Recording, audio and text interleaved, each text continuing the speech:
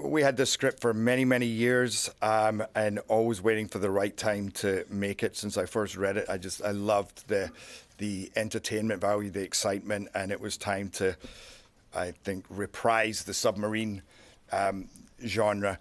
But more than anything, it was a chance to bring the submarine genre into the 21st century, into submarine culture, and go into these new style of subs and go down and, really see how these people think, work, their courage, their intelligence, their basically brilliance. So a chance for an audience to really get involved and live it with us. And I'd like to thank the Navy for all their help, because we couldn't have done it without them. Or we could, but it would have not been a good movie. And I actually think that we have a really great movie. I'm very excited about it. But they were incredibly, not just helpful, but gracious and kind. You were fantastic in hosting us in Pearl Harbor, and the help of Russell Coons and Caleb Kerr, who was our advisor. So I, again, just like to reiterate that it was it was a beautiful partnership. Yeah, well, certainly the Navy views these opportunities to partner with Hollywood as another opportunity of communicating with America, with our constituents.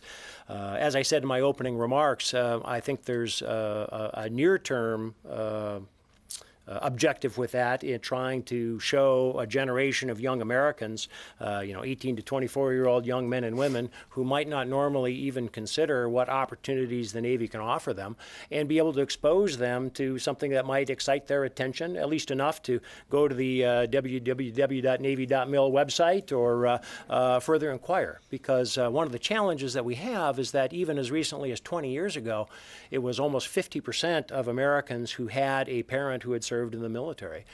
Today, it's about 16%. When I woke up in the morning before we were supposed to go to Saudi Arabia, we were informed of what was happening, and it just didn't feel like a good time to be getting involved with that.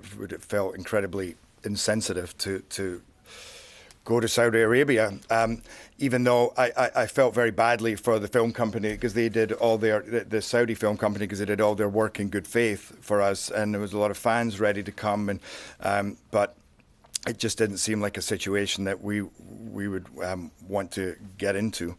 And as that situation isn't concluded, then and there are no definite answers, and it's not for me to be coming up with solutions.